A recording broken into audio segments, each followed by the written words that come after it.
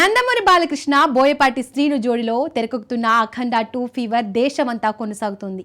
Balayya birthday రోజున విడుదలైన teaser అభిమానులను ఉర్రూతలూగించింది. ఓటీటీ సంస్థల నుండి భారీ ఆఫర్లు వస్తున్నాయి. ఈ సినిమా ఏ ప్లాట్ఫామ్ను సొంతం చేసుకుంటుందో చూడాలి. అఖండ 2 సినిమా హవా దేశవ్యాప్తంగా నడుస్తోంది. నందమూరి బాలకృష్ణ, బోయపాటి శ్రీను కలయికలో రూపొందుతున్న ఈ పాన్ ఇండియా చిత్రం టీజర్ ఒక్కటే అభిమానుల్లో జోష్ నింపింది. Balayya powerful look, Boyapati mark action సన్నివేశాలతో టీజర్ సంచలనం సృష్టించింది. ఈ టీజర్ చూసిన ఓటీటీ దిగ్గజాలు ఒప్పందం కోసం పోటీ పడుతున్నాయి. అమెజాన్ ప్రైమ్ వీడియో ముందంజలో ఉందని సమాచారం. కానీ అభిమానులు మాత్రం నెట్ఫ్లిక్స్ పై మొగ్గు చూపుతూ సోషల్ మీడియాలో తమ అభిప్రాయాలను వెల్లడిస్తున్నారు. నెట్ఫ్లిక్స్ తో ఒప్పందం కుదిరితే సినిమా రీచ్ గ్లోబల్ గా ఉంటుందని ఫ్యాన్స్ ఆశిస్తున్నారు. నిర్మాతలు మాత్రం లాభదాయకమైన డీల్ కోసం చర్చలు జరుపుతున్నారు.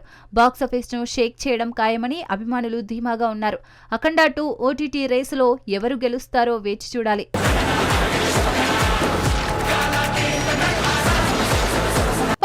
పవన్ కళ్యాణ్ నటిస్తున్న ఓజీ సినిమా నుండి ఫస్ట్ సింగిల్ రిలీజ్ కు సిద్ధమవుతోంది. యువ దర్శకుడు సుజిత్ రూపొందిస్తున్న ఈ పాన్ ఇండియా చిత్రం హైప్ ఆకాశాన్ని తాకుతోంది. తమన్ స్వరాలు, షిబు గాత్రంతో ఈ సాంగ్ అభిమానుల్లో జోష్ నింపనుంది.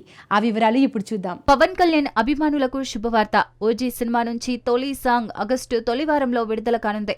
సుజిత్ దర్శకత్వంలో రూపొందుతున్న ఈ భారీ చిత్రం పాన్ ఇండియా స్థాయిలో సంచలనం సృష్టించేందుకు సిద్ధమవుతోంది. తమన్ సంగీతంతో, షింబు గాత్రంతో రూపొందిన ఈ పవర్ఫుల్ సాంగ్ అభిమానుల అంచనాలను మరింత పెంచింది.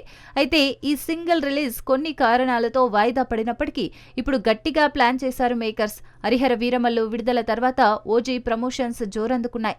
ఈ సాంగ్ రిలీజ్ తో సినిమా హైప్ రెట్టింపు కానుంది. రిలీజ్ డేట్ పై కూడా త్వరలో అధికారిక ప్రకటన రానుంది. అభిమానులు ఈ క్షణం కోసం ఆతృతగా ఎదురు చూస్తున్నారు.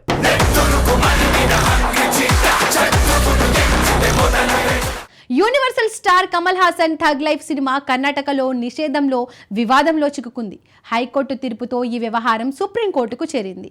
ఆ వివరాలు ఇప్పుడు చూద్దాం. మణిరత్నం దర్శకత్వంలో కమల్ హాసన్ నటించిన థగ్ లైఫ్ చిత్రం జూన్ 5న విడుదలై దేశవ్యాప్తంగా హవా సృష్టించింది. కానీ కర్ణాటకలో ఈ సినిమా నిషేధం సంచలనం రేపింది. సినిమా ప్రచారంలో కమల్ చేసిన వ్యాఖ్యలు కన్నడ భాషపై దాడిగా ఉన్నాయని కర్ణాటక ఫిలిం ఛాంబర్ ఆగ్రహం వ్యక్తం చేసింది. క్షమాపణ చెప్పాలని డిమాండ్ చేయగా కమల్ నిరాకరించడంతో వివాదం హైకోర్టుకు చేరింది. హైకోర్టు కూడా క్షమాపణ సూచించిన నేపథ్యంలో ఈ కేసు సుప్రీంకోర్టుకు చేరుకుంది. తాజాగా సుప్రీంకోర్టు కర్ణాటక ప్రభుత్వానికి నోటీసులు జారీ చేసి జూన్ 17న విచారణ జరపనుంది. ఇదిలా ఉండగా ఇతర భాషల్లో సినిమాకు స్పందన మిశ్రమంగా ఉంది.